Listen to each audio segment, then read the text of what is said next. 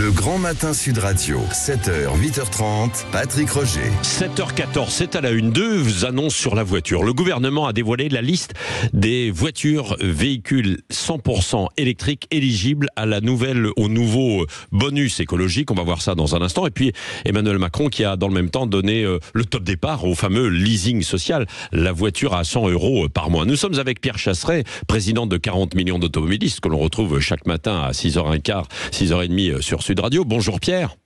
Bonjour Patrick, bonjour à tous. On va détailler tout ça. D'abord, qu'est-ce qu'il faut retenir de la voiture de la liste des voitures éligibles au bonus écologique ?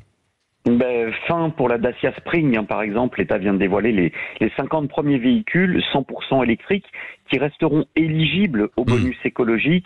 On va noter notamment que la MG, la petite MG qui était en 6e position des ventes de véhicules électriques disparaît de ces véhicules qui bénéficieront d'un bonus écologique.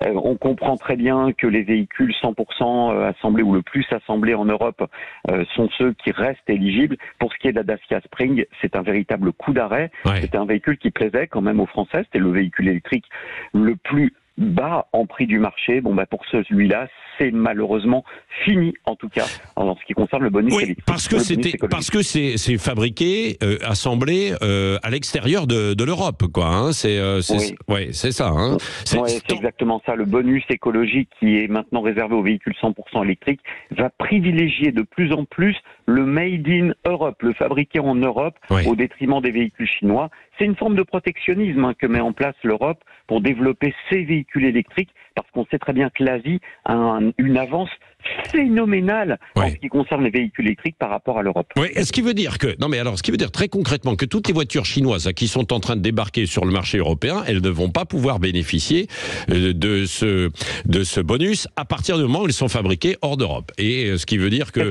sans doute les Chinois vont fabriquer en Europe dans les prochaines années. En revanche, la Dacia Spring, c'est vrai, vous l'avez dit Pierre, c'est quand même la voiture électrique qui est la plus vendue là, parce que elle est à 20 000 €, grosso modo. Vous avez 5 000 € de bonus jusqu'à présent.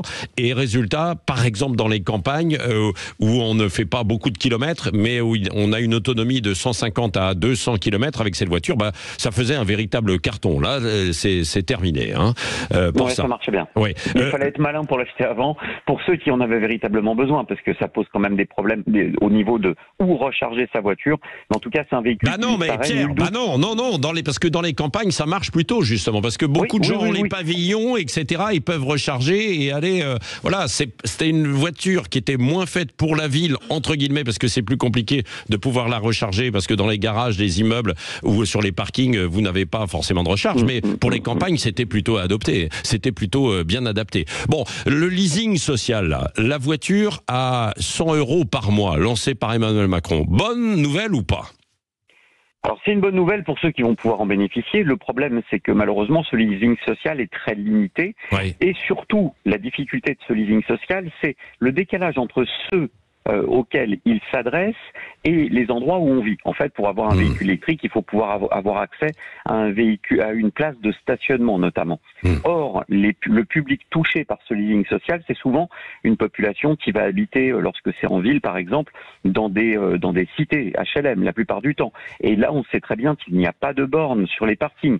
Peu de places de stationnement qui sont accordées à ces ménages. Donc on risque de se retrouver dans une situation où le leasing social, qui coûte énormément d'argent, parce que on va être très honnête, ça fonctionne pas tout à fait.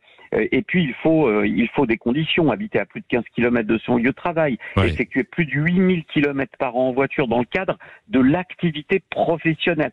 C'est très limité et on revient aussi à un revenu fiscal de référence par part qui doit être inférieur à 15 400 €. Donc beaucoup de conditions qui font que le public ciblé n'est pas forcément celui qui bénéficie d'une place de stationnement. Oui, absolument. Et bien sûr, et d'ailleurs c'est la question que nous vous posons ce matin. Est-ce que vous êtes intéressé par ça ? Vous dites non à 90%. Et beaucoup de votes, beaucoup de commentaires. On y reviendra. Merci Pierre Chasseret d'avoir été avec nous ce matin en direct sur Sud Radio.